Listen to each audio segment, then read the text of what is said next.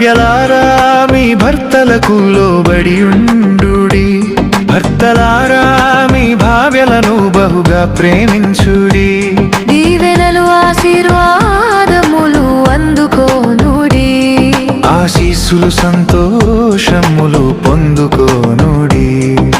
ప్రేమతో నిండిన గృహమే పరలోకమగును, పరస్పర గౌరవమే దేవుని చిత్తమగును.